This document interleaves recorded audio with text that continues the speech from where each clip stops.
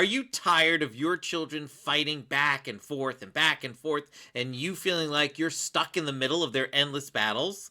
In this video, I'm going to give you 3 parenting shifts that you can make right now so you can start resolving and reducing some of these sibling conflicts. Hi everyone, BJ here. Recently, I was talking to Jessica, a mother of 3, about some of her children and some of the sibling conflicts they were having. She went on to tell many familiar stories about the 2 of her kids who constantly were arguing and bickering back and forth, and one would come to her and complain about the other one would come nagging about this one. He never does this, she always does that, and all back and forth, and she was stuck.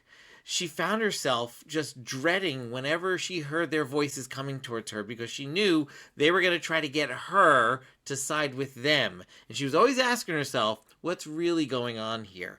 I'm going to teach you today what I showed Jessica that day.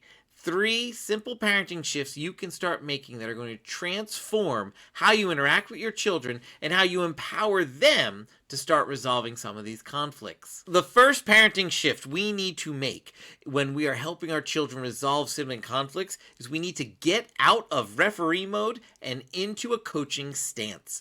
Our children will come to us complaining about the other one. He did this, she did that, mommy, daddy, whatever it might be. And they want us to feel frustrated. I can't believe they did that to you. And march over there and tell that kid what they did wrong. And we end up then that kid saying, well, actually, she did this. And now we're turning to this kid because now we feel a little betrayed and everything. We start, you didn't say he did that.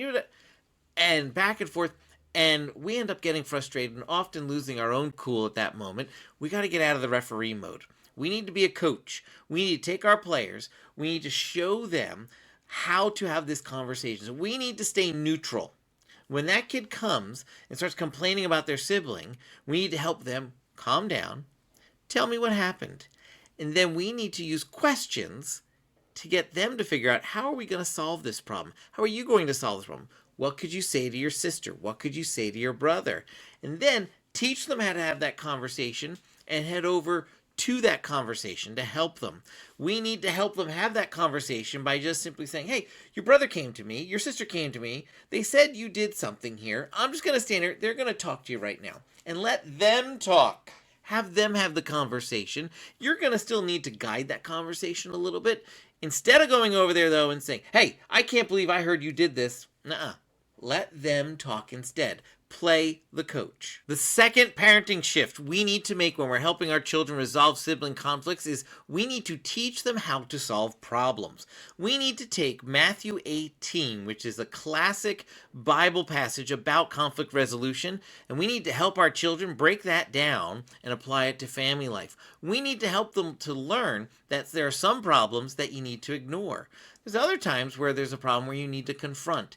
There's other times where you need to tell. We need to then take that model of ignore, confront, and tell and teach them how to bounce between those 3 levels. That you need to ignore some problems because some problems are just inside of you. You're bothered by something, but really it's nothing big. You need to let it go. But at some point, if you're not able to ignore without becoming bitter, well, we might need to confront that. But if you're going to confront, there are ways to confront that are going to be proactive and ways that are going to be counterproductive. And so we need to teach children how to confront without anger. Once they're using anger in their confrontation with a sibling, once they're starting to shout and scream and get angry and things, confront's no longer going to help us anymore. We need to teach them specific language for helping to confront a sibling with a problem they're having. But sometimes, guess what?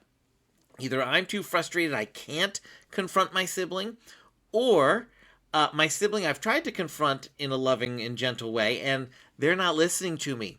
Well, I need to, Matthew 18, go to the next level up. Parents are the next level up.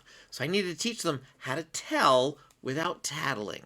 And that takes a whole nother skill set we need to teach our children. How'd this work out for Jessica? Well, I showed her this and gave her some coaching around it and some of the language that would help her. And she took it back and worked with her kids. And so now, when her children would come to her complaining, Mommy, he, blah, blah, whoa, whoa. Try that again, but calmly. Tell me what happened.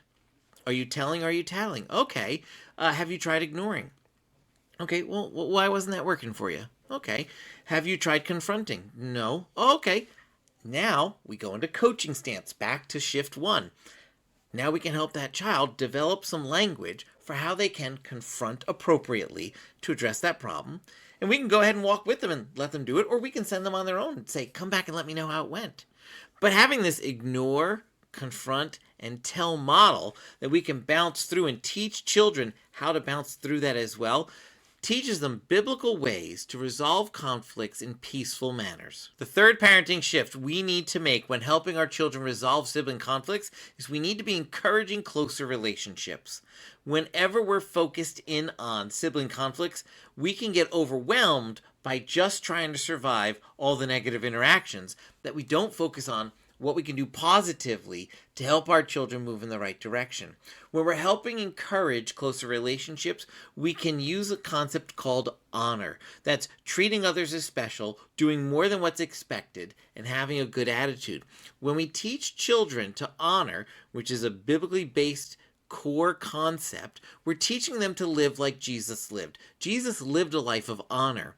We teach children to do simple things to honor their brother or honor their sister. Honoring a brother or sister might be as simple as grabbing their shoes from outside and putting them away for them, helping them with a little bit of homework, picking a couple of dandelions in the backyard and giving them to a sibling. It might mean doing an extra chore that you know their sibling doesn't like to do. It might be as simple as giving a hug. Honor looks different at different ages and stages. The big key point about honor is that it comes from the heart and it's child-led.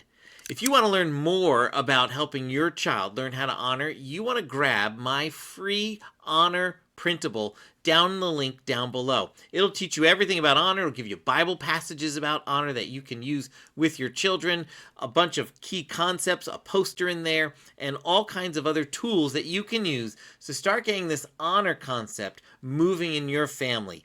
It truly is a powerful way to start transforming and seeing a reduction in the number of sibling conflicts. And so you want to work on this third parenting shift of honor really well with your kids. And if you're really interested more about honor and you've grabbed that link, you also want to check out this video right over here. Thanks so much for watching. I'll see you real soon. Bye, everyone.